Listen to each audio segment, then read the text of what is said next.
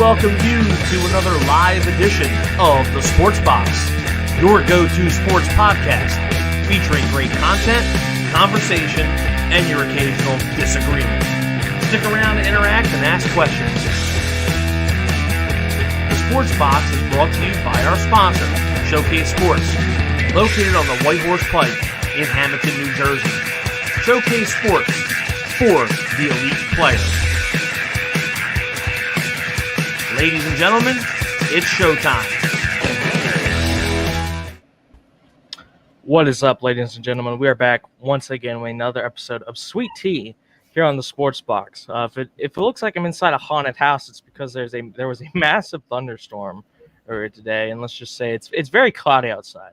So there's absolutely no sunlight coming into my house right now, pretty much. Garth, you look fired up. It still looks nice and sunny where you are.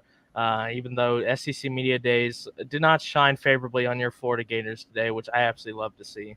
But we got a lot to talk about tonight. We're going to do some Pac-12 predictions later on with a special guest. But before we get into that, how are you doing tonight, my friend? Fired up as always. Like you said, the sun, unfortunately, shining in about 110 degrees here as it is the dead of summer. And then we didn't have any excitement really for like breaking news or nothing, but Mother Nature decided to throw a thunderstorm over and all around your area. Thankfully, we're here. We're ready to go. And like you said, we've got a good guest here in just a little bit to talk some Pac-12 football with us. Yeah, it was storming pretty bad over here, but luckily, as I'm doing this now, it's like on the radar. It's like just green and it's moving out of the area. So hopefully, we should be good. Fingers crossed. If I do randomly disappear, you guys know why. But yeah, we're gonna get into predictions a little bit later. Luckily for us, Garth, we don't have any major breaking news this week like we have the past 2 weeks with all hell breaking loose. So we can just kind of get into it and get to our predictions very soon. But before we get into predictions and talk about some Pac-12, obviously you got to do your famous work story of the week with the absolute clowns that you work with. I saw you getting fired up, especially yesterday. I don't remember what it was about, but yeah, you got anything good for us this week, man? I think yesterday I was just fired up because I had an unusual day off today, and then for once I'm off this entire weekend, which has been a miracle lately. But really, as far as like crazy stuff going down, it's been a little bit quieter. I do have one story where, granted, the guy that's, we lost Sean, but he's starting to turn into like the doppelganger of Sean, if you will, not for looks, but for actions. We had a day this week where our regular driver, was out, and the stinking guy out back was the fill-in driver. Well, literally all of like maybe 30 minutes, an hour into his driving, I get a text message saying that he's been involved in a car accident. So somehow this man, and the details are like really, really gray all over the area. Like nobody pulled over. There's no police report, nada. Basically, either he drifted into a semi while going down the highway, or the semi, according to him, drifted into him. Well, smashed out the window, tore off the mirror, and like dented up and scratched up the side of the delivery vehicle pretty good. So basically, the normal driver who takes like super, super good care of the vehicle, even though it's not his and it's a company vehicle, like keeps it super clean, washes it all the time, loves the thing. It's like his baby at work. He leaves for one day, and within like 30 minutes or an hour of driving, the stinking dude that's becoming Sean number 2 absolutely destroyed it on him. And now it's got to go to the body shop for who knows how long to get repaired. Man, you know what? It's funny, right? Because that reminds me of the thing Sean did where what did he do? He crashed into somebody and he did the hit and run. He did the hit and run, and he for sure hit the other car because the other car was parked in a parking lot at a dealership where there's people all around, cameras all around, in a van with the business name all over it, logos. He backed into him and took off while the guy was yelling at him to stop, you hit me. But yeah, I will say this other guy was like at least filling in, whereas like that was a big part of Sean's job, right? He was like he always delivered stuff, whereas this guy was kind of filling in for someone else. And it was the stinky guy, you said, right? Yeah, yep, the same guy who last week made the show for laying on the ground sleeping outside. Of course it was. Josh Lane coming in saying, "What's up, boys? What's up, Josh?" Not much. All right, well, there's the work story of the week. Now we're gonna get into some Pac-12 predictions. We did the ACC last week. That was a lot of fun. Unfortunately, our show was about 2 hours because there was a ton of breaking news. Like I said, we do not have to worry about that tonight. We can just get right in the predictions. And Garth, you might remember a lot of our past shows, we have a very avid fan of the show who is a big Pac-12 fan, always commenting about the Pac-12. And obviously we got to, troll him in the Pac-12 a little bit about joking about how bad the conference is. But I will say this before we get him on. I actually do enjoy watching the Pac-12 games a lot. They're usually very exciting. It's a competitive conference. The only thing I don't like about the Pac-12, Garth, I know you'll be with me on this, we live on the East Coast, which means that some of these games, if they start at like 10 p.m. Eastern time, they could end at like 1 or 1:30, which isn't the best, but there's still some exciting matchups. And it was an exciting conference last year with USC looking like they had a shot to get in the playoffs. Ultimately did not get in, but they were right there near the very end. Let's get our guest on in a second. Let me change the background real quick. Andrew Edmonston. Good buddy of ours. We've known him for quite a long time. How are you doing tonight, buddy? Fantastic. Living the dream. Living the dream, dreaming to live. You're a big Pac-12 guy. I know you said you don't have a favorite Pac-12 team because you're a San Diego State guy. and you're attending Hawaii this fall, by the way. Congratulations on that. But Yes. this is your favorite conference. You know, we talked about it a lot in the past. I was talking to you about it yesterday. Before we get into some predictions, just kind of let everyone know, why is the Pac-12 your favorite conference? Why do you enjoy following so much? So the Pac-12 is my favorite conference, basically because of the history and the pageantry and the culture they have over there. So it's like one of the oldest conferences, right after the Big Ten. Technically, the Pac-12, as we know it right now, started like 1959, but they trace their history all the way back to 1915 with the Pacific Coast Conference. And the new Pac-12 conference was pretty much all the same teams. They had like a big old scandal with paying players scandal. Mm-hmm. So nowadays that would be okay and everybody would be on board with it. But it was a giant scandal back in the day, and they like folded. But all the teams just reformed a brand new conference out of the ashes. So it's basically the same conference. But yeah, and they I know one thing some sports fans really don't care about, but I really like the fact that Pac-12 kind of plants their feet down and says it needs to be a good academic institution on top of a athletic institution as well. And it's really just the Pac-12 and the Big Ten that really, really harp on that. Mm-hmm. So that's another thing. And I love the colors, the history, the pageantry. They have a really good rivalries. They have, USC, UCLA. They got the big game. They got the Apple Cup with the Washington State border.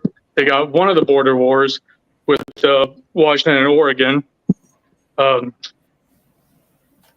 yeah, so it's all around conference. They're very competitive, like you mentioned. Nobody goes undefeated in conference play. I think the last undefeated conference play season was like in 2010. Not counting the 2020 season, but nobody counts that. Yeah, short season, all that. Everything was a bit weird that year, but you're right. It is a very competitive conference, and I think as we're going to kind of get in these predictions a little bit later, right, I think there's 4 teams that most people would probably have that they genuinely say could win the conference. Maybe more if there's some kind of surprise team that comes out of nowhere, right? But, genuinely, I think there's 4 teams that have roughly equal chances to win the conference this year if everything goes right for them. There's a lot of promising teams in the Pac. There's 4. You could also add Oregon State into that ballpark. They can definitely shake some things up. They had a really good season last year. Their only question mark really was the quarterback play, but they picked up a DJ from Clemson this all season. So don't know what we're going to get out of him yet, but he definitely has the raw talent to make some noise. Mm-hmm. And they've also got, they got really good offensive line play, along with a top running back, I believe, as well. Yeah, my Florida Gators were unfortunately on the receiving end of that. Yes. So you're aware of this. You remember that. That was a great game. Great game. I'll beat Noah to the punch on this one. I loved it, man. They could just absolutely ran into the Oregon State buzzsaw and lost 30-3, I think it was. And they were getting shut out most of the game. They kicked that field goal with like 2 minutes to go in the game. Oh, they kicked the field goal just to keep their record of never being shut out. Yep.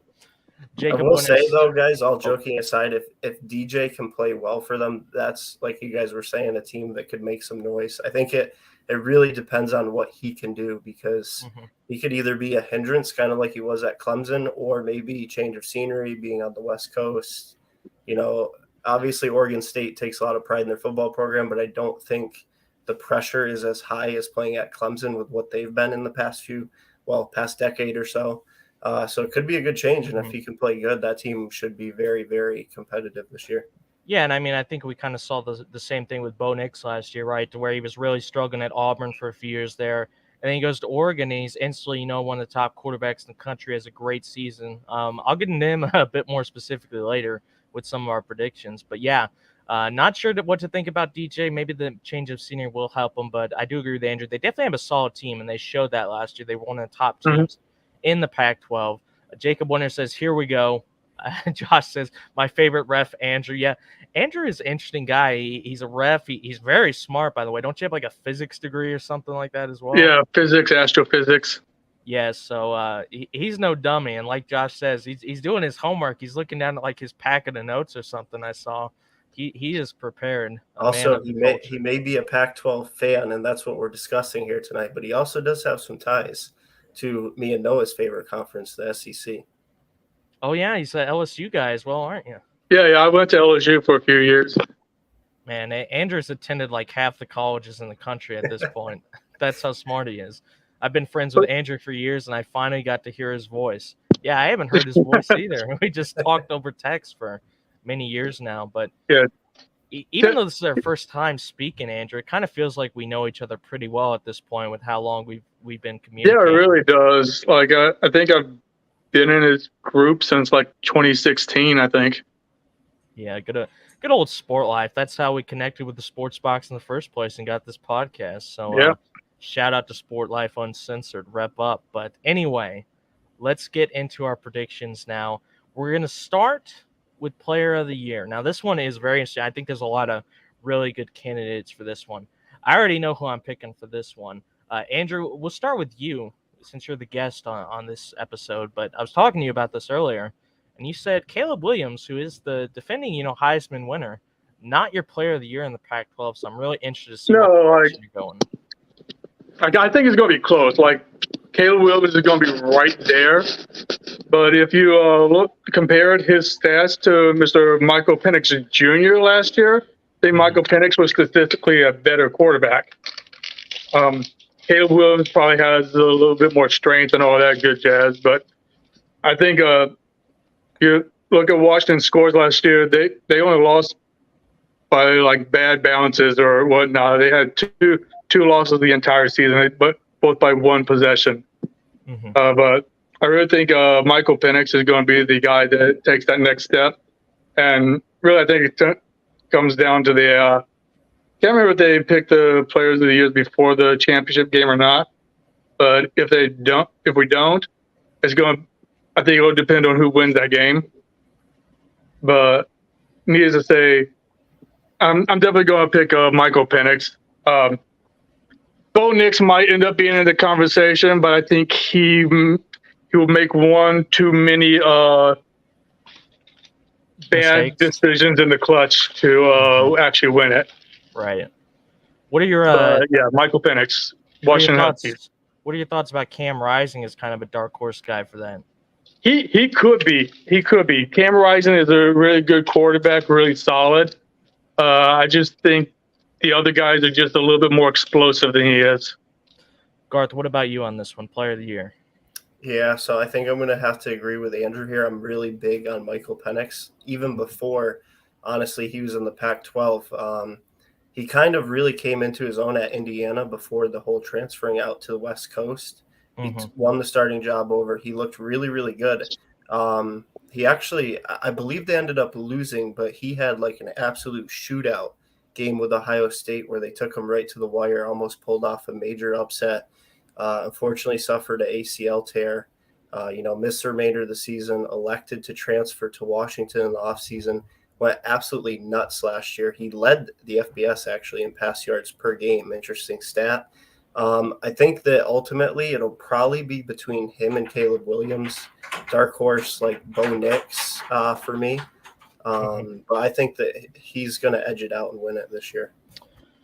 Well, this isn't intentional at all, but we've actually all picked the exact same player because I have also picked Michael Penix for a few reasons. Now, there's a lot of really good reasons to choose Penix. First of all, and I think this is the main reason I would be picking him, he's bringing back his two leading receivers from last year in Rome Odudze and Jalen McMillan, who were both 1,000-plus yard receivers last year. A big part of the reason that Washington had one of the top passing offenses last year. And he was also really good. And I think he can take that next step because last year, guys, 65% completion, over 4,500 pass yards, which even if he played, 14 games, that's absolutely ridiculous. And that's assuming he did. Obviously he played less because they didn't make the championship game. So he was absolutely killing it, well over 300 yards per game, 31 touchdowns passing to only 8 interceptions. Mhm. And the weird thing is, even though he's not a runner, because he only averaged 2.6 yards per carry, he did also add 4 rush touchdowns because he's 6'3", 218. This is a guy that on the goal line, you can put in his hands for maybe a quarterback sneak, what have you, quarterback draw, and he can get it done with his size. I also like that they brought in Jeremy Bernard, transfer from Michigan State. Now, he barely played last year, but when he did play, he had 7 catches for 128 yards and 2 touchdowns. So this is a guy that's a deep threat that they can add to their other receivers, Dunze and McMillan, to kind of give them an additional element to their offense. They're also bringing back Cameron Davis in the backfield. He had 13 rush touchdowns last year, even though he was the backup pretty much. They had a running back last year that had more carries than him. They're getting 2 transfers as well, Dylan Johnson from Mississippi State and Daniel Nada from Arizona State. So they got depth in that backfield as well. They also got a 4-star tackle transfer, Jalen Clem from Kansas State. I just think the main pieces of this Washington offense are still there, and I think they actually got better, which is pretty insane because, like Andrew said last year, they were already very good last year, and their losses were pretty much, just one-possession games most of the time. So I definitely agree. I think Michael Penix is a great shout. Josh says, Bo Nix trying to be the next Stetson Bennett. How much longer does Bo have eligibility? Seems like he's playing forever. That COVID year, it messed everything up. Threw everything off. Here's the weird thing. I'm pretty sure he's still only a junior headed into this year, so he technically has this year and another year eligibility. I could check. I think you're right, though. And it's weird because, we see guys that are juniors or seniors now. It still feels like they could play 3 more seasons, which is nuts. It says he's a senior, so I guess this is his last year. But never know. I mean, I saw Frank Harris at UTSA got his 9th year of eligibility or something. Jesus Christ. That's he's like a nuts, tight end or a wide receiver. I remember seeing that. But Coach of the Year. Now, Garth, we'll start with you on this one. We'll kind of rotate here. This is a tough one. There's a lot of good choices. Obviously, Lincoln Riley's up there. Caleb DeBoer for Washington's a good shout as well. And obviously, you can't count out one of the longest tenured coaches in college football, and Kyle Whittingham for Utah is a good choice. But where are you leaning with this one? This is where it gets tricky for me because a lot of times, Coach of the Year comes down to just who has the best record versus, maybe say a guy comes into a program that's been really, really bad for years or underachieved. And maybe they don't win the conference or anything, but they have a really good year, winning record, make a bowl game. Usually the guy who, even if he's established, goes out and wins the conference, he usually wins it. I feel like it's kind of a toss-up between a few guys for me. And really it comes down to, I guess, who do you have winning the conference? Because I really think that's probably what's going to decide it. Whittingham is a good choice. Obviously, Dan Lanning, if Oregon ends up being in the mix for the Pac-12 title, Lincoln Riley as well. It'd be cool to see if Chip Kelly makes some noise or not either. I think probably I'm really torn on this one, guys. Hold on just one second. I think I'm going to have to go with the DeBoer, honestly.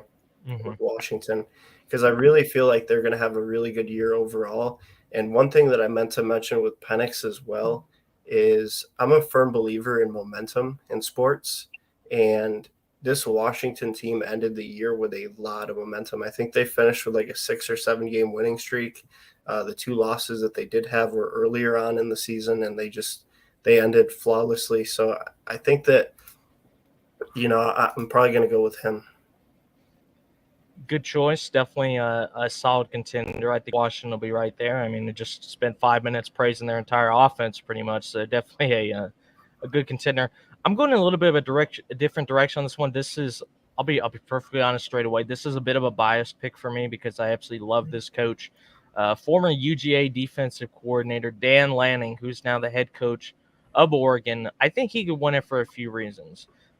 Number one, Oregon took a big step offensively last year. I got the stats up here. They were 42nd in total offense yards per game in 2021. They moved all the way up to 10th in 2022, which is obviously very interesting. Getting in Bo Nix, really elevated that offense. But it interests me because Lanning isn't an offensive coach. Lanning is a defensive guy. Like I said, he was the DC at UGA. He was the DC for very arguably the greatest defense college football has ever seen. If not, it's right in contention. But the defensive rankings, guys, from 2021 to 2022 were actually very similar. So I think if Lanning can help improve that defense with obviously the very explosive offense Oregon has and has pretty much always been known for. They've never really been known for defense, though, right? They're a team that wins games 38-35, not 24-21, stuff like that. So I think if Lanning can improve their defense, their offense keeps producing. He did a great job in both the transfer portal and recruiting. They have the second highest transfer grade based on average recruit grade in the Pac-12, obviously behind only USC. They also have the second highest recruiting in the Pac-12. I'm going to put it up here real quick. But Pac-12 recruiting ranks. It's hard to see. USC in Oregon. Yeah, and we can see, Oregon got in 29 players, which is actually more than USC. So they're basically dead even in the recruiting. It's just that USC got 3 5-stars compared to Oregon. I think with the players they're adding in, if Lanning can improve the defense, and Bo Nix, and look, Garth knows when Bo Nix was at Auburn, I did not like him at all. But I got to give him credit. He was great last year. 71% completion percentage. He had almost 3,600 yards passing, 29 pass TDs, the 7 interceptions. But his biggest strength, guys, he's mobile. 14 rush touchdowns, pure dual threat. He averaged almost 6 yards per carry. I know. I saw him break out for like an 80-yard touchdown run in one game. Yeah, I mean, it's just ridiculous. They got that number 9 recruiting class, not just good in the Pac-12, but good overall. I think Oregon will be very good. I don't know if they'll win the conference because, like I said, I think it's very competitive up there. But I think if Oregon has another, double-digit win kind of season and maybe USC takes a bit of a step back, I think Lanning's definitely right there in contention. Where are you going with this one, Andrew, for Coach of the Year? Well, basically, like y'all said, I think it really does basically depend on who wins the conference. Because there was top three or four teams. Definitely the top 3: the Oregon, Washington, and USC. All of them had the issue with being able to stop anybody. So they had great offenses, but almost all their games are shootouts. I think any of those coaches that can take that next step to be able to they don't even need to be great defenses. They just need to be like good enough. Mm-hmm. Just competent, just stop somebody every once in a while. But I think whoever's in that championship game and wins it is probably Coach of the Year, unless Oregon State sneaks into the championship game. I think if Oregon State just gets into the championship game, then Jonathan Smith will win it. Mm-hmm. Because that's a big step. That's a huge step from for their program. Like they took a huge step last year, and now they'll take another step this year and get to the championship game. I think that'll be enough to give him Coach of the Year. I think if I'm remembering right, Andrew, I think Oregon State, weren't they actually the best overall defensive unit in the Pac-12 last year? Yeah, they had a great defense. They made up for their average quarterback. Yeah. They had a really good running attack as well. Yeah, to say the least. And obviously we got to see that great defense on display when they absolutely shut down the Florida Gators. Absolutely. In the bowl. Shutting down that SEC team. Tom Scavetta says, "Woo, what's up, Tom? How what's are you up, doing Tom? tonight, my friend?" But my heart's saying I'm looking at the board for the win. Mm-hmm. Yeah, yeah, definitely. because I believe he's the guy that also came from Fresno State. I'd have to check, but if I remember correctly, I think he was a coach over at Fresno State before he came to Washington last year. Caleb DeBoer. And if he goes from like being a championship at the G5 level to being a championship at the P5 level as well, I think that's good enough for to really get those acclamations. Wow, this is great. I didn't even know this, guys. I just looked up his resume. So you are right. He did come from Fresno State. He was there 2 years. They went 12-6. They were 9-3 in 2021. His overall college record. Now, granted, this does include some lower levels of play. 90-11. That's just absolutely nuts. And he was obviously great for Washington last year, and they won 11-2. But yeah, I think Kalen DeBoer is a really good choice as well. Probably the safest pick, I'd say. Now, this one's a little bit interesting, and I kind of want to go first on this one because I have a good choice on this one. I'm picking a team that kind of fell off towards the end of the season, but guys, this team started 6-0 last year. They beat both Washington and Utah, who were both ranked really highly at the time when they played them, but they kind of fell down the second half of the season. They lost 4 games, and 3 of their 4 losses were by 1 possession. Their biggest loss this season was against Oregon when they lost by 15. They lost to both Oregon and USC in close games, especially the USC one was very close. Both of those teams are ranked in the top 10 at the time they played them. UCLA. I got UCLA for my kind of sleeper team. Now, they did lose a lot. They lost Dorian Thompson-Robinson. Zach Charbonnet is gone with, 2 big pieces of their offense. But they got Dante Moore, freshman quarterback, coming in. They got TJ Harden. They got some youth on this offense, and they've shown they can beat teams like Washington and Utah. Now, the question is, can they beat them all and make the championship game? I think that's a little bit more of a stretch. But UCLA, for a conference that, we just mentioned those 4 top teams in Utah, USC, Oregon, and Washington, I think UCLA, especially with what Chip Kelly's doing, look, whether you like Chip Kelly or not, I didn't personally like him at Oregon, but, this is an experienced coach, and he does respectable pretty much everywhere he goes, unless it's the Philadelphia Eagles. I think they'll be a solid team. I think they could win 8 or 9 games. I'm not saying they're going to make a championship game or anything like that, but I do think they'll kind of fly under the radar, kind of like they did last year, except I think it might be the opposite. I think instead of starting hot and then kind of falling off down the stretch, I think they might start a little slower so people kind of count them out. But towards the end, I think they could maybe play spoil once they're all their young players kind of gel together, whatnot, get the experience on their belts. I think they'll be a pretty decent team. What about you, Andrew? Kind of an overachieving or a team that you think will be a big winner this year? What are the parameters that we're looking for? Sorry, you can pick a team you think could just be an absolute winner, will do great, or maybe a team you think is overachieving. It's kind of either or.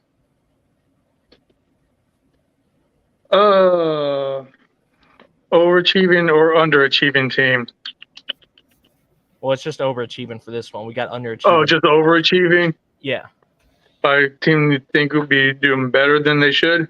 Yeah, I mean, and you could choose 2 teams. You can choose who you think's a team that's going to overachieve and who you think's a team that's going to be one of the best. Doesn't really matter.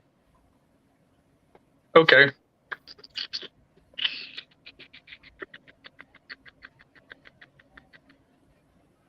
You could go with UCLA, but you already said that because they'll probably get slept on a bit. I might go with Utah though. Mm-hmm. I mean, they're already a really good, solid team, but if they've got a gauntlet of a schedule this year. I mean, they got an easy first game. Yeah, they got Florida. Yeah, so I mean that'll be an easy one. So that's pretty easy. But also on that note, it's at home, man. I'm not picking Utah to lose any games at home until they show me they can lose a game at home. I don't think they've lost a game at home in like 4 years. And it's ridiculous, right? Because I think not counting the 2020 season, but there was 0 fans at the stands for that one. I think they lost to Washington. Mm-hmm. About how no fans in the stands for that. The past decade or so, they've only lost 2 games altogether there. It's something like 48-2 in their last 50. Yeah, Utah just does not lose at home.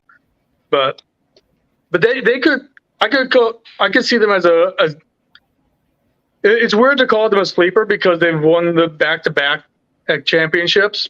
Right. But at the same time it feels like nobody's really talking about them as much. We're talking about USC, we're talking about Washington, talking about Oregon, all these really explosive offenses, and Utah is just there, just kind of going to do their thing. Now it's going to depend on the health of Cam Rising. Mm-hmm. It's going to be very dependent on it. But the only people that I hear saying that there's any worry about that are Florida fans that are trying to basically speak that into the universe. Praying pretty much. Because nobody else seems even the least bit worried that whether he's going to make it for opening day or not, whether he's going to be completely healthy. Like FanDuel's has Oregon at like a 9.5 point. Utah is a 9.5 point favorite for the game against Florida. If they thought there was a chance that Rising wasn't going to be there, it probably wouldn't be at that right now. Yeah, but I think Utah's a good bet. It's just because that people are kind of sleeping on them. and it's weird, right? Because like you said, I do think people are sleeping on them. But they've won the Pac-12 the past 2 years. They beat Oregon twice in 21. They beat USC twice in 22. Both the Oregon games in 21 weren't even close either. Like, they absolutely blew their doors off. And I will say they do, especially the conference slate, they do have a really, really tough slate ahead of them. Because they've got USC, Oregon, they got Washington, UCLA, Oregon State. They got every single one of those teams. And only Oregon and UCLA are at home. All the others are road games. Yeah, it's I do think it is a bit weird. I do think that their schedule is tough, but they are back-to-back defending champs for a reason. You can't count them out by any means. Yeah, exactly. They absolutely steamrolled USC in the championship game. The regular season game was close. That was the game that was like a one-pointer decided by the 2-point conversion at the end. But, I mean, the championship game – the thing about USC, right, and we're going to get into this in a minute, is their defense is so bad. Like, not even just in the Pac-12. Like, I was watching their bowl game against Tulane. You would have thought that Tulane had Emmitt Smith and Barry Sanders in the background with how much they were just absolutely running it up the gut. Like, it was really bad. Josh says, I remember when Chip Kelly shat the bed in the NFL. Seems he's better suited for college. There are some coaches like that. That one's hard to forget. All right, so this one's a little easier, I think. A team that could underachieve this year or be a big loser for the Pac-12. Garth, we'll start with you on this one. Actually, real quick, though, I think I need to give my answer on the last one. Oh, I'm so sorry. Yeah. Nobody cares about Garth. Yeah, go ahead, man. So for this one, keep it quick to wrap it up here. I'm going with both teams in the state of Washington, actually. For the winner, I'm going to go with Washington because I'm really, really high on them headed into this season. For the overachiever, I'm going to actually go with the Washington State Cougars. And the reason being, they had a very, very stout defense by Pac-12 standards last season. They return a lot of players. This is a really experienced bunch on both sides of the ball, especially on the defensive side. I was reading an article where they've got like 7 or 8 players that are predicted to be like first or second team all Pac-12. And when you looked at their schedule, you know, their overall record wasn't the best. I mean, it was winning 7-6, but they played everybody pretty darn tough, and they even actually beat Washington, I believe, when I was looking at the schedule. So, you know, they had some quality wins. They played everybody tough. The defense was kind of like the staple, very similar to Oregon State. So I think as long as the offense can kind of take a step forward, they very well could overachieve. And then, like I said, Washington is just because I'm really high on them, and I think they're going to have a good year ahead of them. Hey, man, don't sleep on the Apple Cup at the end of the year. That's a sneaky rivalry game in the Pac-12. But I think another team, before we move on to the next segment, that could maybe overachieve big time, kind of a sleeper team, is Arizona.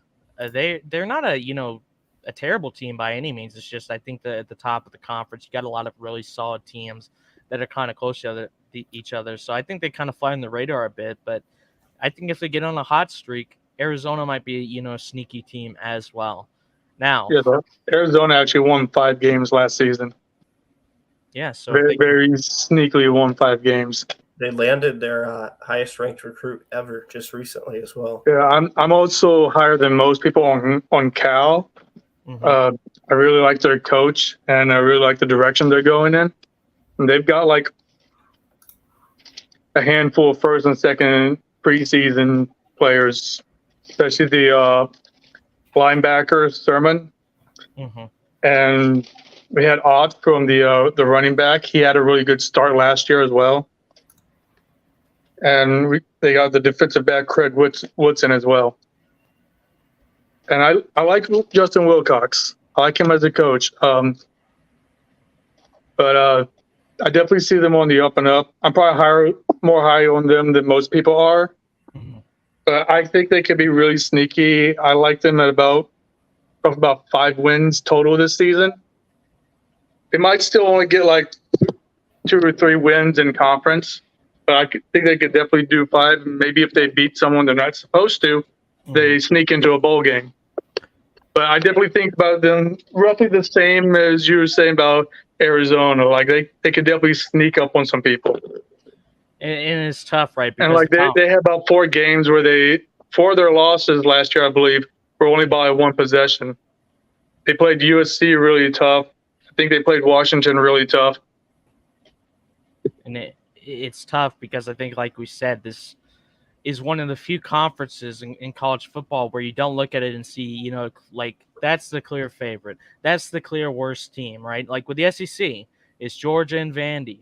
With the Big Ten, it's typically Ohio State or Michigan or what have you. Big 12 has kind of been a bit different this year, but ACC, it's typically, a team like Clemson.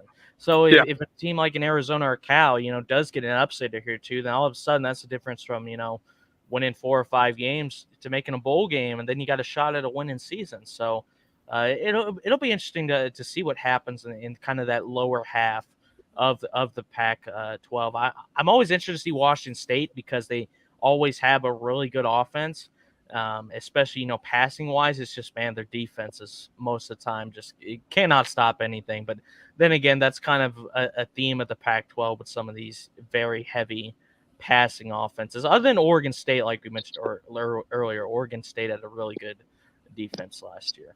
Now, underachievers and losers. This is a tough one. I guess I'll start on this one. I think an underachiever. This isn't so much because they're a team that's had a lot of success lately, like multiple 10-win seasons or whatnot. I think it's purely because the hype that people are putting on this team, because their coach, because of the fact that they got like 50 transfers in the offseason. I've seen people saying this team could win 10 games, and I just don't see it. I'm going with Colorado as a big underachiever here. I think they'll be – look, if they go 6-6 and make a bowl game, that's a big step up for them. They'll be very happy with that because they've not been good for, a few years now. But I just think just because it's Dion, and look, I love Dion. You sons of – God damn it. He's a very great personality and whatnot, and clearly he knows how to get guys in. But I think people are massively overrating this team. I don't think they'll win 9 games or what have you. I think they'll be ecstatic to go 6-6, especially in the Pac-12. And a loser. Now, this is a tough one because I think this team definitely could have a good year, but I just have no faith in their defense whatsoever. I'm going with USC. I think USC actually will take a step back this season. I think they were way ahead of schedule last year. I mean, no one had that team in the playoffs, right? That was just absolutely crazy run that they went on. But I'm not too sure about USC this year. I think Caleb Williams will be great again this year. I think they'll have a really good offense. But from what I saw last year, like the Utah games, the Tulane game, they had too many games where that really could have decided their playoff aspirations to where they just had absolutely no defense at all. And their offense was great all year, but you can't lose a game 43-42 to Utah, stuff like that. So I definitely think that they're a big loser. Yeah, Andrew having some technical difficulties, but hopefully he'll be right back. But Garth, where are you leaning with this one? So I actually totally agree with you on the Colorado take, except I'm going to slide them over from the underachiever to the downright loser side.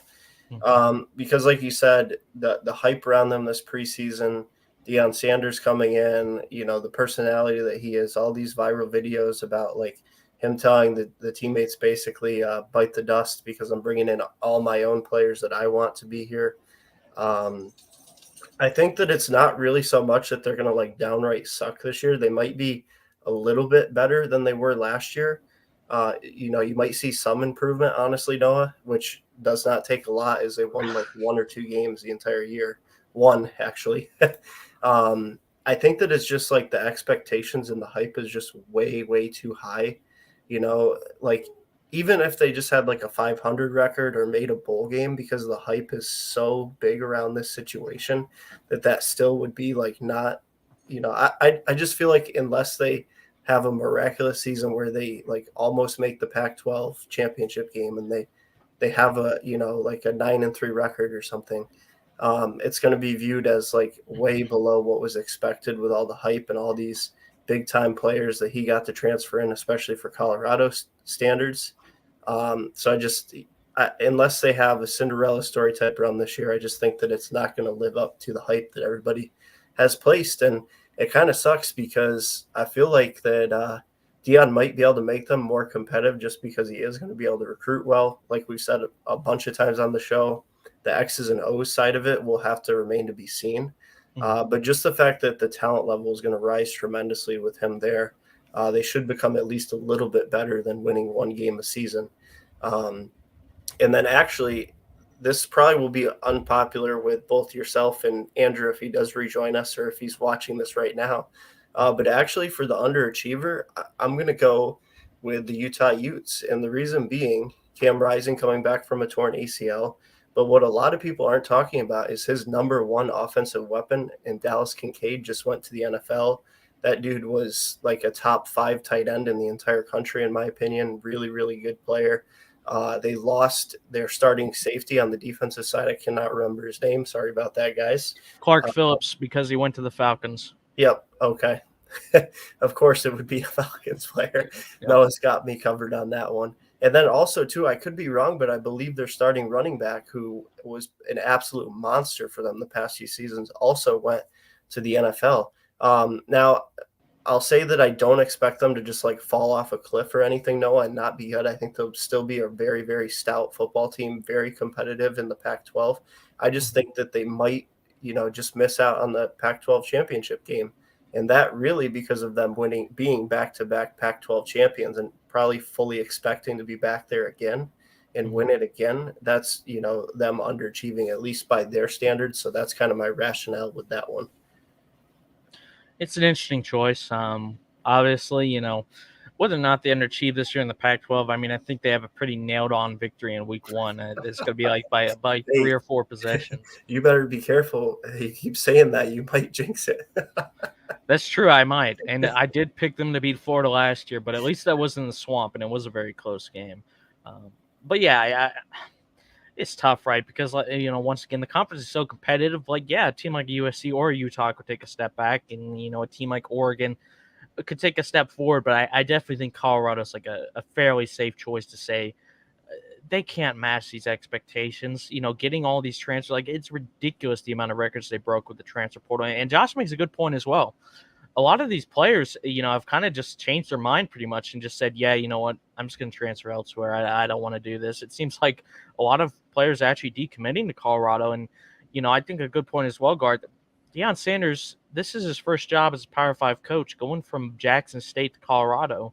Yeah, I know it's not like he's coaching Ohio State or anything, but, this is still a Power 5 team that is looking to, obviously, I mean, it's not going to be hard to improve from one win, right? I definitely think they'll be much better this year, especially getting, a guy like Travis Hunter in. But, I don't think they're going to win 9 games or whatever, which I've seen some people say. I think if they win 5 or 6 games, that's a massive step in the right direction. It's a good start to Deion Sanders' career as an FBS Power 5 coach. But I do think they're being a little bit overhyped right now. And that's why I think it's only inevitable that they're going to underachieve, even if maybe their internal expectations are a bit lower than what some people are saying about them. It just seems like everyone thinks they can just instantly leap to an 8-win team and get a good bowl game. And I just don't see it. Andrew's still not back yet, so we're going to give him a few more minutes. So real quick, if you guys are watching and have not yet, make sure to leave a like on the show. It helps to spread our show around through the Facebook algorithm. And we're going to run a crowd play ad really quick. So we'll take a minute to run this, and we'll be right back after to talk some more Pac-12 predictions.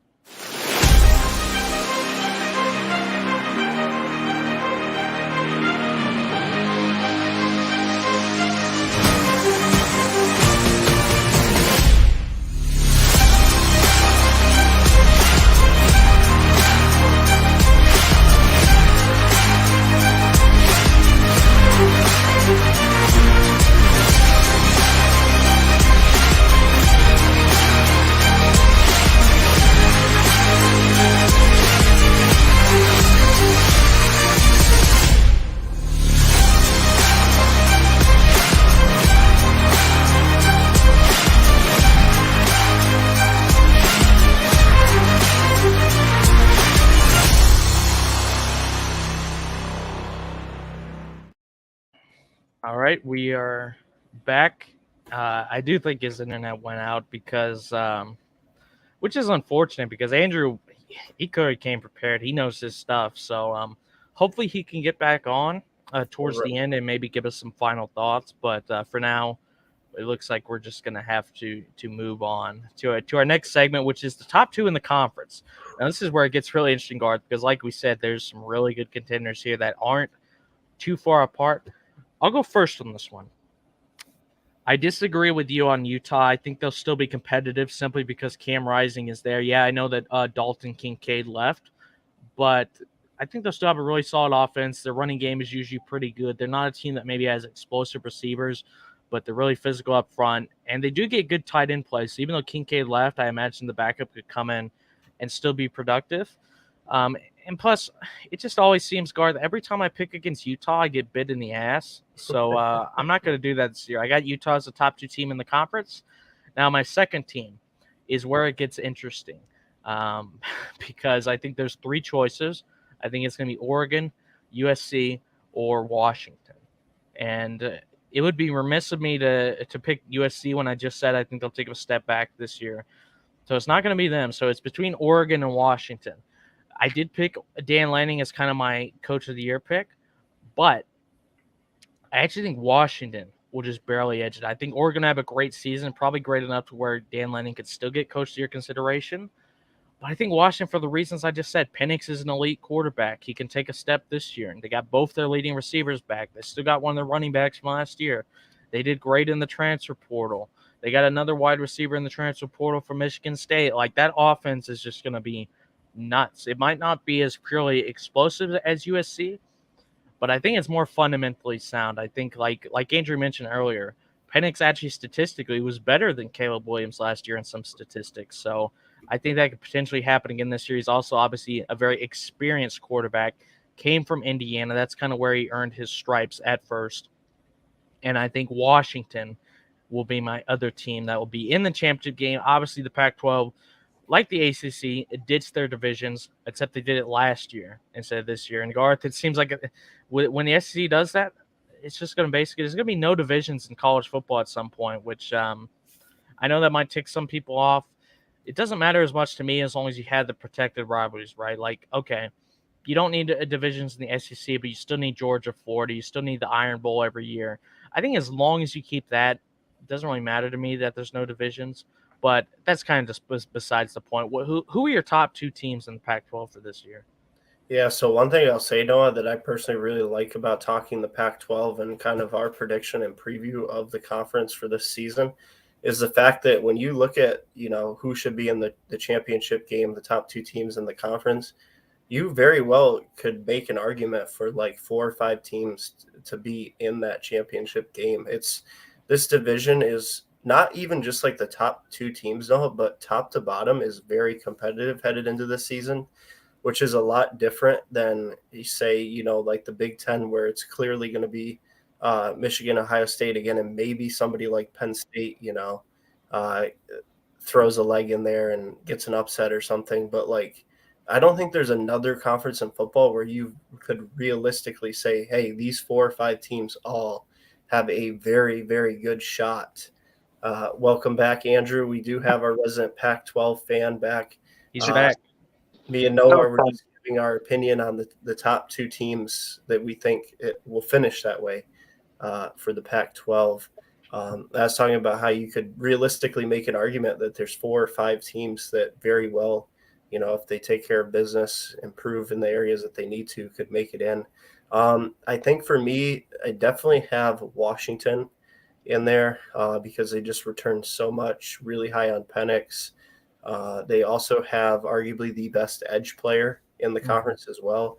Dude had like 12 or 13 sacks and like 20 tackles for loss last year, I saw.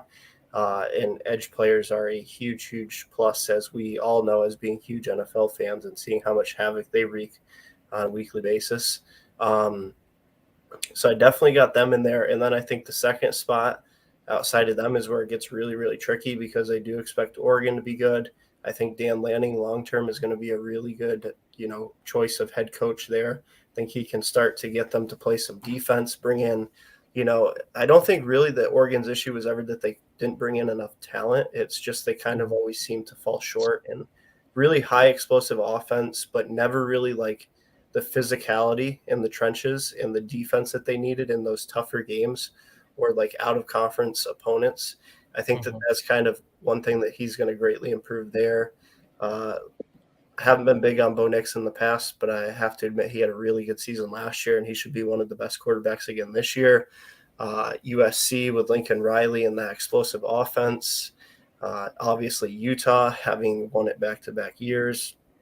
And then there's like 2 or 3 teams that if they overachieve could make it in as well. But I think for the second spot, I think I'm going to have to go probably an unpopular one here, guys, but I think I'm going to have to go with USC because I think that offense is going to be just as good, if not slightly better than it was last year with Caleb Williams coming back. Really, really good wide receiver group. Lincoln Riley is an offensive mastermind, doesn't know how to find a DC or create any sort of defense, but that man is one of the best offensive minds in all of college football.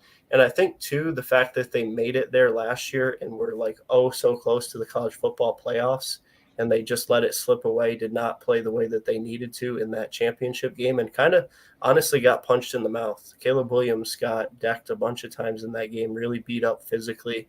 I think that they're going to kind of have like a chip on their shoulder, like, hey, we need to get back there, and we need to actually make the playoffs this year. So I think that they're going to be that second team in my top 2 finishers. But like I said, I love the fact that it's so competitive for the Pac-12 this year. All right, Garth, hang on. You said USC, and who was the other one? Washington, USC. I mean, that's definitely a pretty safe choice, I think. Andrew, before I ask you this question, we were doing the last segment when you were like cursing at your internet or whatever before you went 0 dark 30. So, underachieving team and a losing team, because this obviously could impact your choices for the top 2 in the conference. Underachieving team and losing team. Mm-hmm. I'm going with Colorado just because of the hype around them. 3 for 3 on that one. Yeah, like they brought in like 56 transfers, but they're all from Jackson State. It might be a little bit of an exaggeration, but not that much. Yeah, it's a good amount. But like their top playmaker is Travis Hunter, and he was a guy from Jackson State, hasn't played a single snap, and god damn it. Oh, is he gone again? Oh no, he's frozen again. The Matrix might have gotten him again. Garth, this isn't looking good. He was just getting to his point about he was trolling Colorado like we were, and then he gets, bruh. Andrew's internet right now is trolling his ass. I don't know what he's looking at. Maybe someone's messing with something back there, but looks like Andrew got lost in the Matrix. I'm thinking that he might have like a cat or a dog or something. Like pulled out his modem cord. Yeah, or something like knocked it over, unplugged it or something. Maybe. Well, I guess we're not going to get Andrew's thoughts on underachieving or losing teams. So while we wait for him to come back and hopefully not get disconnected again. All right. Pencil him in for Colorado at least to make it a 3. Yep, he had Colorado as an underachiever. Oh, man. I shouldn't laugh, but it's kind of funny. I just goes, God damn, and then he freezes mid-sentence. Oh my God. All right. Conference winner. I'll go in this one. This is not an easy pick for me. I had Washington and Utah as my top 2. And I've done so much talking on Washington. I don't think I can really pick against them. I'm going to pick Washington for conference winner. I think it's close. Like we've said many times, there's several teams I think could take this, maybe even a surprise team. Like a UCLA could come out of nowhere and go on a run. But I think with Penix coming back, their top 2 receivers, I mean, the core of that offense is still there, and their offense was phenomenal last year. Their defense needs to take a step, definitely. But like Andrew said earlier, they've been very competitive in all their games last season, even the ones that they lost. And they still went 11-2, by the way, Garth. Like, I think people are slept on how good Washington was last season, like, because they lost towards the end of the year. But for most of the season, maybe it was because they're in the Pac-12. You know, they don't get the coverage that a team like USC might get, or even a Utah. But man, like they were just so consistent throughout the year. I think they can do that again. I think it could be even better this season. Maybe a 12-1 type season for them. We'll see. I'm not saying I think they'll make the playoff, because I think with Georgia, with two teams in the Big Ten that could make it, you know, maybe a Clemson goes undefeated in the ACC. I think it'd be really tough for them, at least in the 14 playoff. I think if we had the 18 playoff this year, I definitely have a Pac-12 team in there, no question in my mind. Even if they didn't do automatic bids for the Power 5, I'd still pick a Pac-12 team, maybe two. But for a 14 playoff, I don't think Washington will quite get in. But if they don't get in the playoff, I think they'll have a really good bowl game, and they'll at least be in playoff contention for most of the season. I'll say that. But I'd have them barely edging out Washington or Utah for this one, just because I think Utah lost a little bit more on their offense. Like you said, they lost Kincaid. They do get Cam Rising back, but I think Washington returning most of the pieces, and not just returning, doing well in the transfer portal to add, you know, pieces to their offense, which is already really good. I think if their defense just does above average, I'm not saying it has to be elite. They don't even have to be as good as a team like Oregon State was last year. But, you know, if they have a top 15 offense and a top 50 defense or something like that, I think they could win the Pac-12. Yeah, I'm going to agree with you here, Noah, because I got to kind of keep on track with my hype for Washington, being really confident in what they're bringing to the table. I will say that this is one conference where I will not be shocked at all if they don't end up winning it, because there is so many teams that realistically could win it. You know, it's not like the SEC East, where unless Georgia just decides to kick half of their roster off the team or something absolutely nuts, you know, goes down, they should be winning the SEC East. This is like the complete opposite of that. So, you know, I wouldn't be shocked if I'm wrong, but I hope I'm right, because I think last year was not the best year for predictions for either one of us. We're hoping for a little bit better of a season this year. I think that they just – I feel like they're probably the most complete team, Noah, because you know that they're going to have a really, really good offense, potentially even the best in the conference, because as we already talked about, Penix was actually better than Caleb Williams, statistically speaking, at the quarterback position. They return the whole offense. They bring in a couple of transfer additions as well. So all signs point to this offense should be as good, if not better. And if that's the case, probably the best in the Pac-12. And then on the defensive side of things, I don't expect them to be like elite by any means, but they do have the pieces there to have like that above average type of defense that does enough to help get them wins. Like I said, I was reading a lot about an edge player that they had that they were really, really high on, like the preseason Pac-12 list. They actually, some of the guys were picking him to be a player of the year. And if you can have a edge player that's consistently getting after the quarterback or getting tackles for loss on the running back, that's huge for a defense, creates a lot of momentum. So I think that I got to give the edge to Washington for the sake of probably, it feels weird to say this, but like I said, I think they might be the most complete team. They've got absolutely electric offense, and the defense might not be like downright best or anything in the conference. That'll probably be somebody like Oregon State or Utah, but I think that it's good enough to where overall they're probably the most well-rounded team. Yeah, I'm with you. I just looked at the stats last season, Garth. 7th best offense for points per game, 58th best for defense. So that's kind of like what I said. If they just have a slightly above average defense with their offense, they could be pretty good. Whereas with a team like USC, 3rd best offense with 41.4 points per game, but the 94th best defense. We look at Oregon, another contender, 10th best offense, 75th best defense. Take a look at Utah real quick.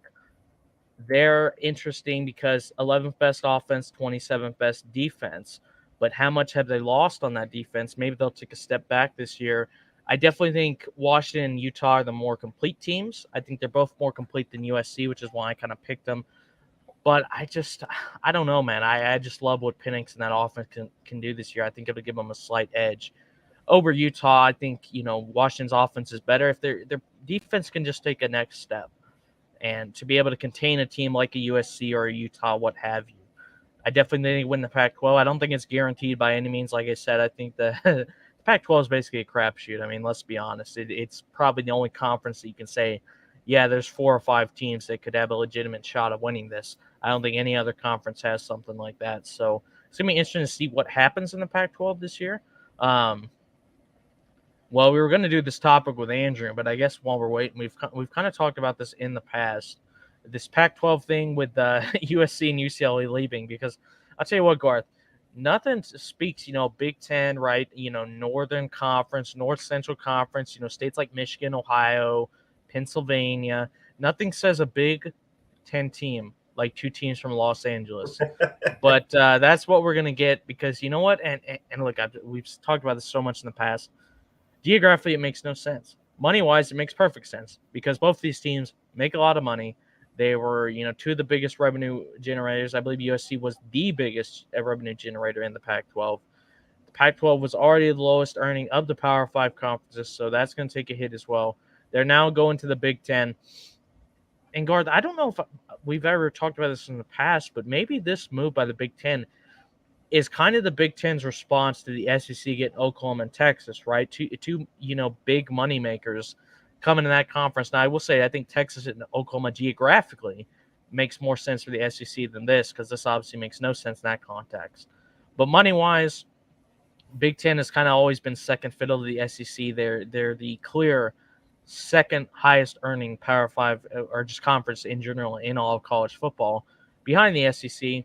They're getting that media deal soon when, and the SEC get that ESPN deal. This is a big move for the Big Ten. But we're not talking about the Big Ten. We're talking about the Pac-12. So what do you think this means for the Pac-12 losing these 2 teams? Do you think, we can see a return of the Pac-10? We haven't seen that since, funny enough, I think it was actually 2010 for the Pac-10. Do you think they'll add teams? I think I was mentioning this to Andrew a couple days ago. I think they could actually look to the Mountain West to maybe get a team like a San Diego State, because obviously, they're there for now, but it's not definitely a secure position by any means. Maybe a Boise State, maybe a Fresno State, what have you, some team like that. They got to add someone, I think. I don't think they'll be fine with the teams that they have now. I think they're going to have to make up for this lost revenue the best they can, because they can't make it up completely. But they're going to try and make up some of it, I think, with the quantity of teams rather than, maybe quality. Yeah, so first, it's weird to see Pac-10. Like, obviously, I remember that, but it feels like so long ago, and it really wasn't, because it was only 2010. Mm-hmm. But yeah, I think they absolutely have to add 2 teams now, and not just, stick to 10 and rename themselves Pac-10 or whatever they decide to do there. Not only because obviously they're going to need to make up revenue, but I think that you're seeing all of these conferences kind of try and add quality teams to it, and their hand is going to be kind of forced by that, to where, hey, they're doing it, we need to do it too, or get kind of left in the dust and potentially risk the future of the whole entire conference. The issue with that being is that there's not really a lot of good options out there, because a lot of the teams have already elected to join other conferences. Like you said, Texas and Oklahoma to the SEC. The Big 12 picked up some good additions with teams like UCF. Here's one, Noah. Do they back up the Brinks truck and offer Notre Dame a boatload of money to join, try to get them to join? That would be really interesting, because that's kind of if you drop a list of like, hey, this is a team that you realistically could see moving, not a super long shot, or just a team with literally no conference. I think that Notre Dame is probably at the top of that list as, like the best possible candidate.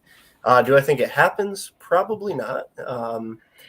But if they did, it would be a good addition, in my opinion. It'd be a hell of a lot better than getting a Mountain West school. Nothing against the Mountain West, just obviously they don't bring the level of like hype and ticket sales and revenue as a team like that. Mm-hmm. But yeah, they're definitely going to be adding 2 teams, Noah. I don't think that they're just going to settle with 10. It'll be really weird to see who they add. San Diego State, like you said, I think I could see them joining.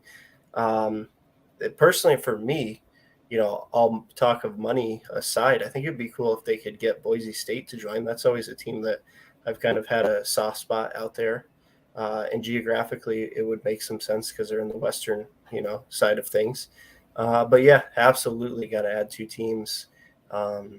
And it's really weird, but really cool at the same time, the landscape of college football right now, where we're getting these like absolute powerhouse conferences, with the SEC adding Texas and Oklahoma, whether or not they actually compete for SEC titles. Like, those are two of the biggest universities for college football in the entire U.S., and they're getting added to the SEC. Obviously, USC with its history and tradition, and UCLA as well, and being LA schools added to the Big Ten.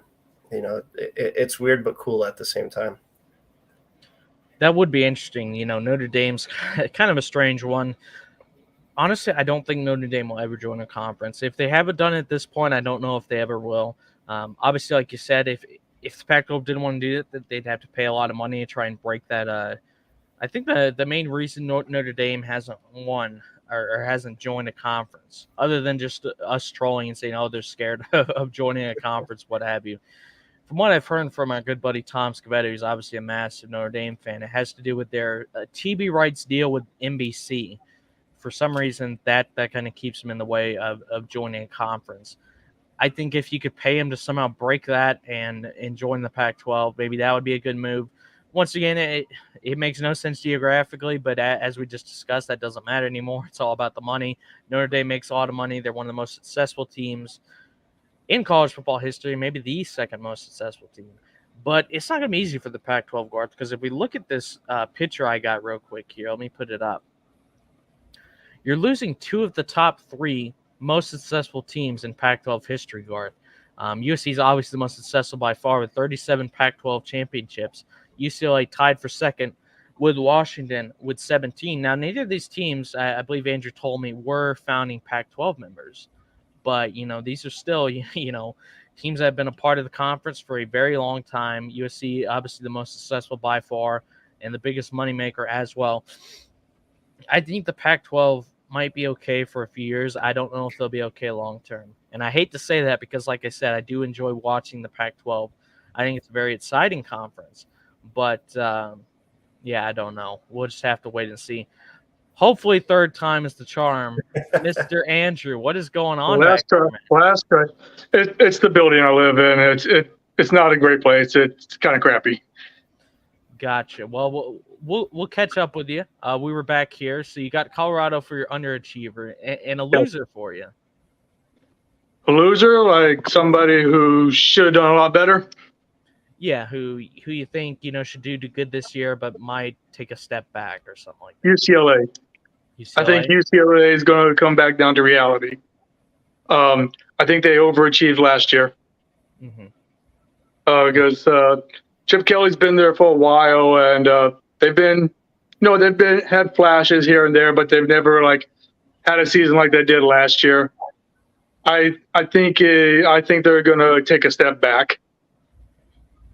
I don't think they're going to be bottom of the barrel or anything like that, but I think they're in conference, a 3-loss team, possibly even 4. Real loser here is Andrew's ping. Wow. That's true. That's true. All right. I guess let's just try and do a speed run on this in case your internet decides to go out again. So your top two teams in the conference that will be playing in the Pac-12 championship in December. Okay, well, I'm really high on Washington, so Washington's going to be there. I got a few teams who could be alongside them, but smart money is going to be on USC. Everybody in the country is picking them. I don't see 25 writers picked them to be first in the conference. I'm not picking them to win the conference, but I think they'll be there though. I could definitely see Oregon and getting in there, and Utah. I could see Oregon State getting in there. I'd rather not see Oregon because I'm tired of seeing them in the title game, though. They've been there a lot. Fair enough. But yeah, smart money. I definitely see Washington and USC. And I think you already alluded to it, but who do you have winning? It could go either way, but I really feel like it's going to be Washington. One thing, USC has this tendency of choking in big moments as well, so that's also kind of leading into it. But like I said, I'm really high on Washington. Now, I could be completely wrong, and they just like the lights get too big and the expectations get too big, and they end up losing like three games in the regular season. I hope not, but so it's possible. But yeah, I'm definitely picking Washington this year. Josh says close race with Washington, USC, and Oregon, in my opinion. I would add Utah in there as well. But yeah, Utah and Oregon State into that conversation. All right, now Andrew, this is probably the most. So that's going to do it for the predictions. But we can't talk about the Pac-12 without talking about this. And we briefly talked about this earlier in some messages. USC and UCLA leaving the Pac-12 for the Big Ten in 2024. Now, obviously, the financial impact is important. You know, the Pac-12, even with these teams, was the lowest earning of the Power 5 conferences. I believe USC was their highest earning team last year. So that's now gone. UCLA, maybe not as much as USC, but you know, this is a big deal for them, and I'll put this up real quick to get your thoughts as well. I believe you told me, now correct me if I'm wrong in this, neither of these teams were founding members of the Pac-12. Is that right? No, they're not founding members. The founding members were Cal, Oregon State, and Washington. Washington State joined the very next year, then Stanford joined the year after that. Then it was like 5 years later, USC came along, and 5 years after that, UCLA came along. But as so they're not originals, but you know, they've been there since the 20s or 30s. Right, and as we see here, Andrew, you know, USC and UCLA, two of the top three most successful teams in the Pac-12 historically, based on the amount of Pac-12 championships they won. USC has won it 37 times, and UCLA tied for second with 17. So, you know, this is a big adjustment for the Pac-12. Yeah, they're definitely big brands. Like, they're not founding members, but they are Pac-12 teams. Mm-hmm. They are Pac teams. They've been established there for a long time, and now they're going to be leaving. And like I told Garth when you were offline for a minute, nothing says Big Ten teams to me. You know, a North Central Conference from states like Michigan and Ohio, then two teams from Los Angeles. But that's just the way college football is going with this finance thing. So I want your thoughts on this. Pac-12 was already the lowest earning Power 5 conference. Is losing these two teams. Where do you think it goes from here? Do you think it'll shift like to the Pac-10 like it was until 2010? Do you think they're going to add teams maybe from the Mountain West? What do you think the Pac-12 does? Okay, so the Pac will settle down and keep going forward, just like the Big 12 did when everybody rated them in like 10, 12 years ago. Mm-hmm. Okay.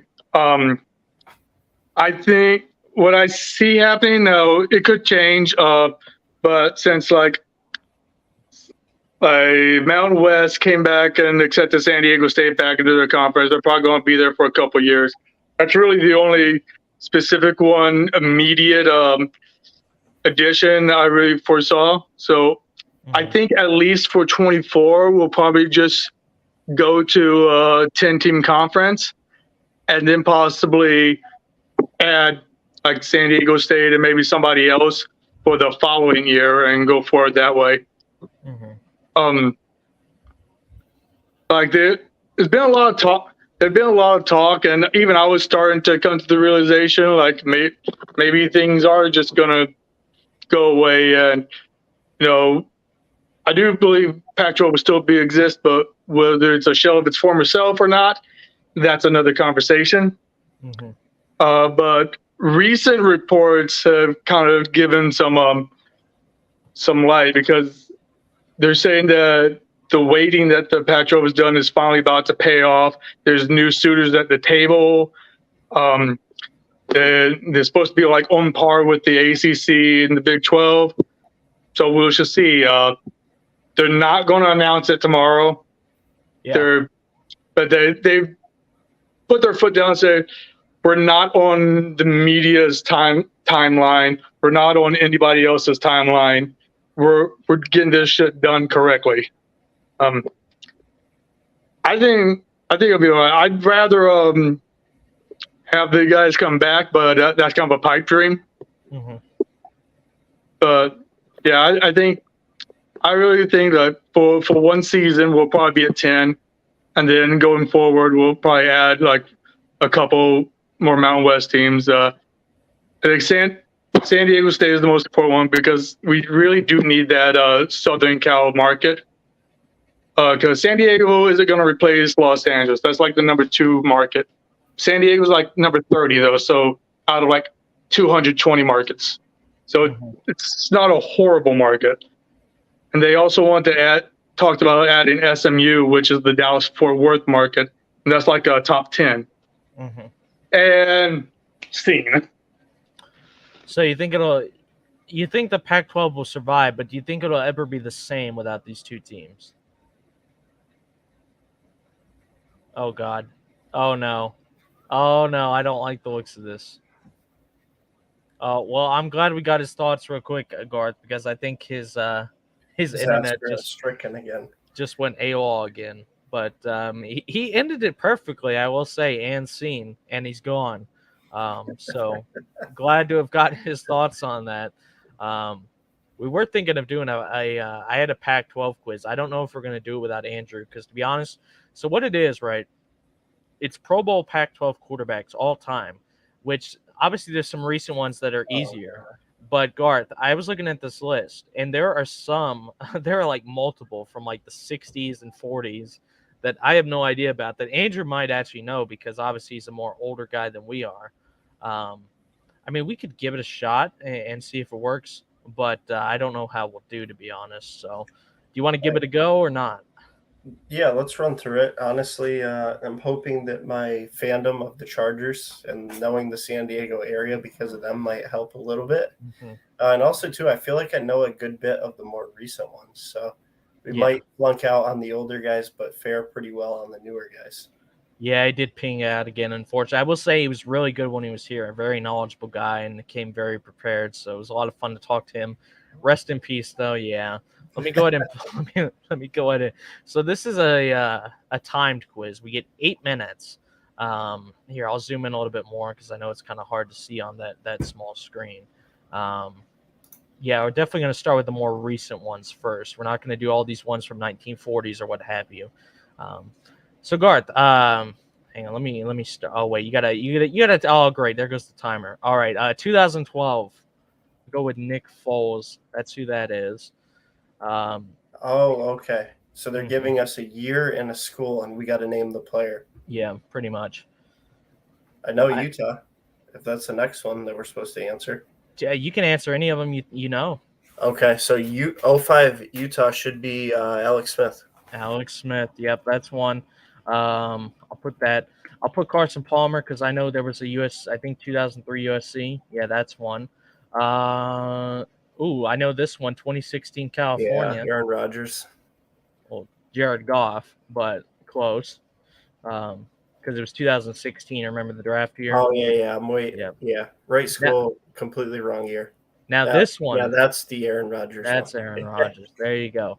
All right. I know this one, 1989 UCLA, former Cowboys quarterback, went number 1 overall, part of the 90s teams. He's on the Fox coverage. Aikman. Yep. Well, he was on the Fox coverage. He's not anymore. He's on ESPN. Troy Aikman. 2012 Stanford. Yep.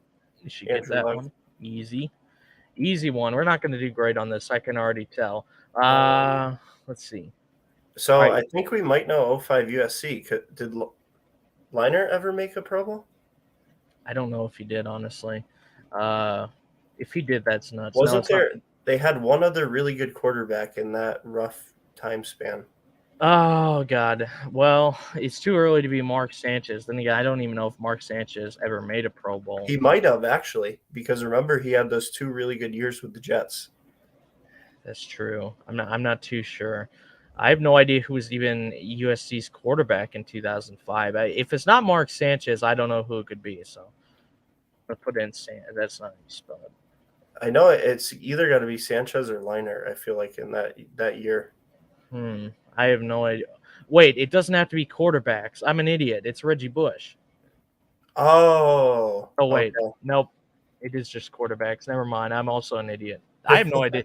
I have no idea who it is then. It's not Carson Palmer. They only made it once. I think it's not Sanchez. I think it's Liner because I think it's too early for Sanchez. No, I don't think it accepted it unless I spelled it wrong. Oh, you tried it already? Okay, I think my so. That didn't work. bad. I feel like there's a quarterback in there that we're forgetting about. Man, and then the rest of these are all like from the 40s, 50s, and 60s. Josh says the king of voices to fall asleep to and watching the game, Troy Aikman. I bet he talked for like 2 minutes before he figured out his ping found him again. Well, this isn't going well. So If he hang on. joins in right before the timer ends, he might be our saving grace. Hang on. I know one of these. There's 1983 Stanford, which is John Elway. See, what's this one? 1949 Oregon made 9 Pro Bowls. 1949 Oregon. I have no idea. Seagard, this is like where we struggle because these are all like stats from like 58 million years ago. Graham Otto? I thought about that, but I don't think he went to Oregon. I don't know though. Like I have no idea. It could be. Because that's kind of the only quarterback that I can think of like way back then that was like went to a boatload of. Nope, that ain't going well. Dude, we're struggling here. These are all really old ones. Are there other ones I might know? I honestly thought it was going to be multiple choice. Like, give us 4 options and we could. Hang on. Okay, I think I might know this Washington State one. I don't know for sure. Nope. Okay. I was thinking of someone else. Washington. None of these are recent, Garth. They're all really. There's a lot of really old ones. I feel like we should know the 05 USC one though. But it's not. Well, it's not Palmer and it's not Leinart. It's Did you try Sanchez just for the hell of it? I can try it again. I'm pretty sure I've tried it already. Yeah. See, it's 2005 Oregon State. Now, who would that be? I have no idea. Oh man, this is where we see Garth. This is where we really needed Andrew because we need Andrew for the older stuff. He would be able to get the old ones, and we'd be able to get the newer ones. Oregon State. I just have no idea who this is. Let me see. There's no way. I know he went to Oregon State. Did he even make a Pro Bowl? I mean, I could try it. Matt Moore. If it's not Matt Moore, I don't know who it is. It's not Matt Moore. That's not good. That's not good at all. All right. Oh, no. This ain't looking too good. I don't know who else it would be. Man, this is bullshit. I mean, we got 2.5 minutes left. Man, oh, my God. This is rough. 1974 Stanford. I already said John I think this one's actually tougher than the random softball facts. Yeah, because they're all freaking like, oh my God. I just have no idea who these 2005 ones. You can tell we don't follow the Pac-12 too often, like too closely. Because I'll be honest, historically speaking, like really, really old, like 2000 and back, I don't have the slightest clue. Well, hey, we did great on the one last week, but we gotta, humiliate ourselves every now and then, I guess. I have no idea who 1973 Oregon is either. We could always just give up and see what they are. I don't know if I want to do that, though. Wait, hang on. Oh, my God. Garth, you should know 1973 Oregon. Played for your Chargers. Oh, yeah, that's right. Yep. Good old Dan Fouts. There you go. There's one. Man, we still got 9 of 32. This is going really bad. How come they couldn't have given us Justin Herbert? George Blanda, did he play for a Pac-12 team? I have no clue. I'm just trying to think of names that are old as balls that could potentially be. Now he played for Kentucky. That isn't it. Who else played in the 40s? Man, Bobby Lane. I don't know. I'll put Bobby Lane and see if that's one maybe. I'm trying to think of old as balls quarterbacks. Right. He played for where did he play for? He played for Texas, so that ain't it. Oh, this ain't looking good. We got a minute left. I still don't get who. See, this 2005 USC one is messing me up. I'm kind of interested to see what these are because I assume it's going to reveal the answers. Yeah, it will. The Oregon one's messing me up. 1993 Washington State. That's tough. Probably very obvious, but oh well. Washington State. Oh, yes. Wait. Yes. Drew Bledsoe. That's it. Oh, yeah. Yep. He was the number 1 pick, I think, actually, that year. I still don't get this Oregon one. Garth, I will say at least these other ones are like really friggin' old. So like it's more understandable that we don't know these ones. I don't know who the Washington quarterback is. It's the same year though. How much time do we have left? Washington quarterback. I don't know who it is, honestly. How much time is left? Oh, well, we got 5 seconds. It's like a nuclear countdown, counting down to our doom, pretty much. We I'm had really 10 out of interested 32. to see the USC because I feel like we should have known that. Oh, Norm Van Brocklin. I should. I would have never guessed that. Like, obviously, I know that name, but I would have never guessed that in a million years.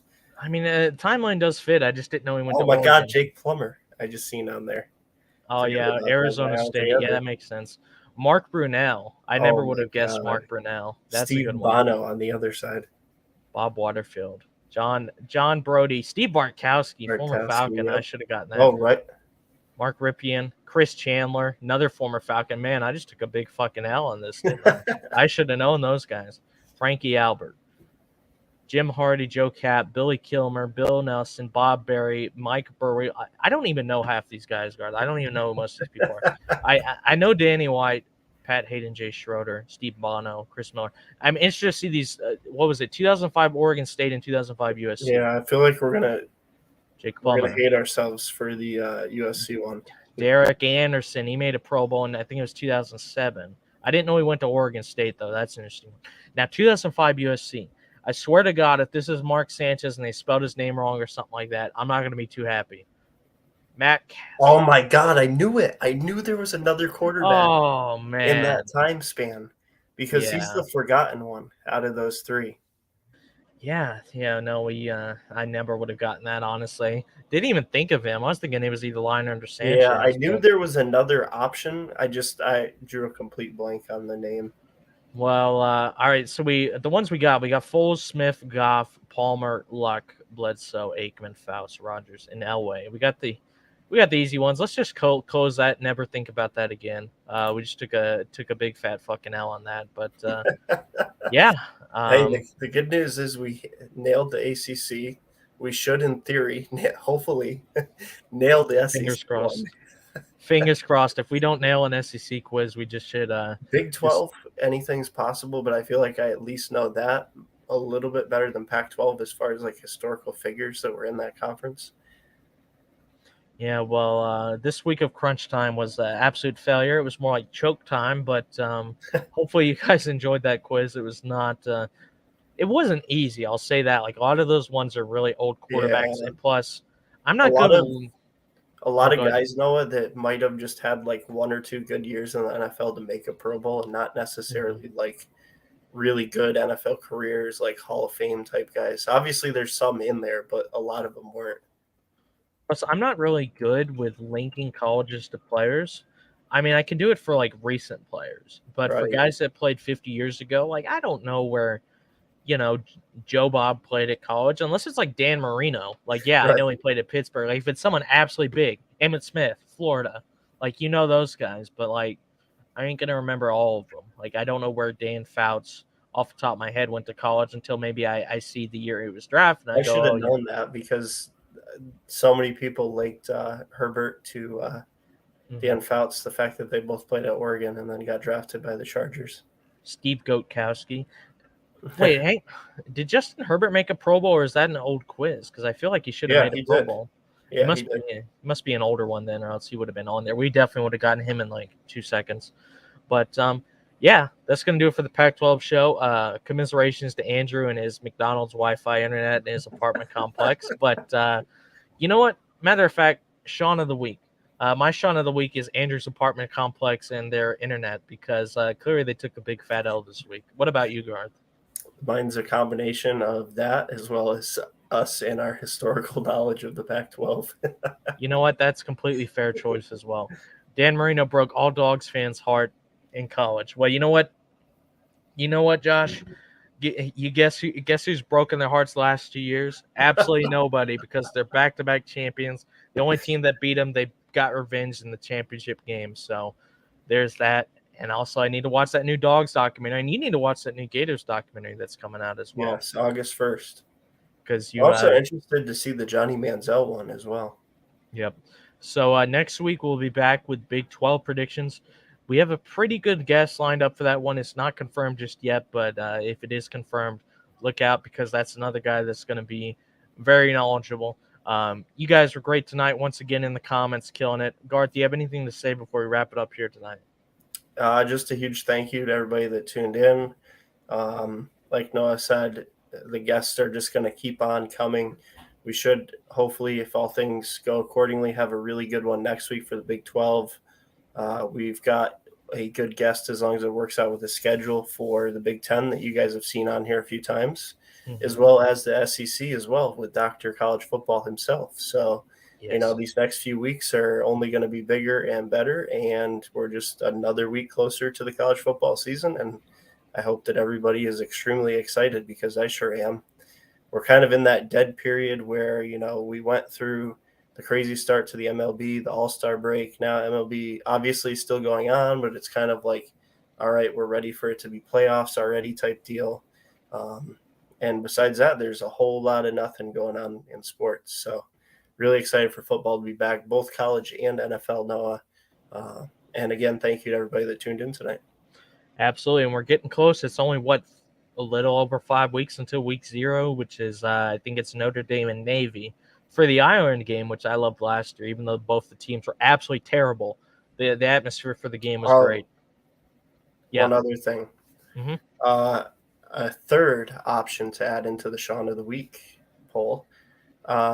Let's kick it over to Vanderbilt University electing to tear an entire end zone portion of their stadium out when they have a home game in, I believe now, like 36 days. When it rains, it pours for Vandy, right? I mean, it just never gets easier for them and their few fans that they do have left. Funny story. So yes. One time, I think it might have been when Florida played theirs is probably the reason why. But we just so happened to be like, hey, I wonder how much the tickets are to the game. And they literally started at like $1 per person.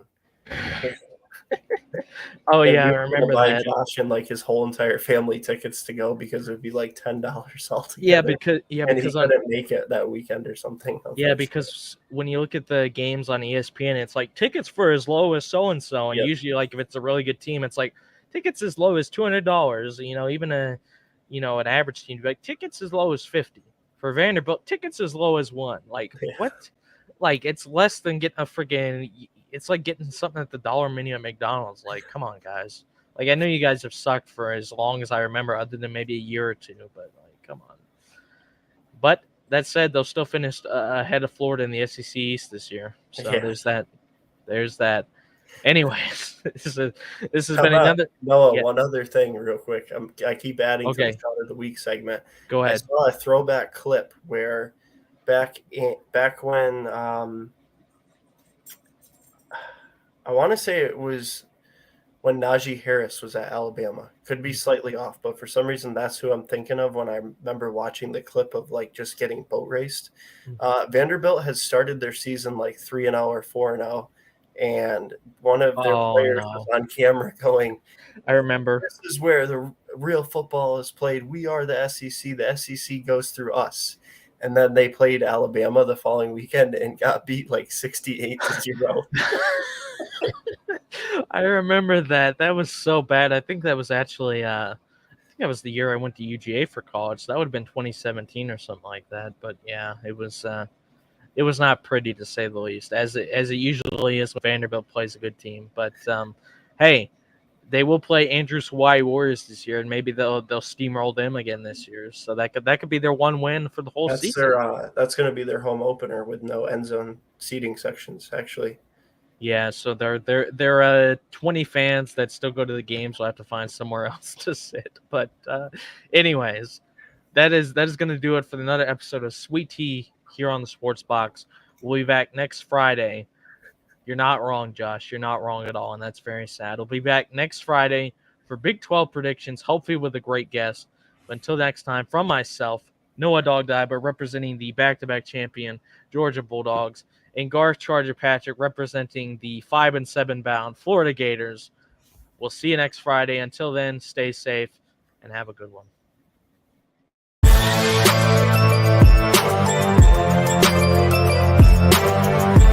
Thank you for watching this episode of Sweet Tea on the Sports Box.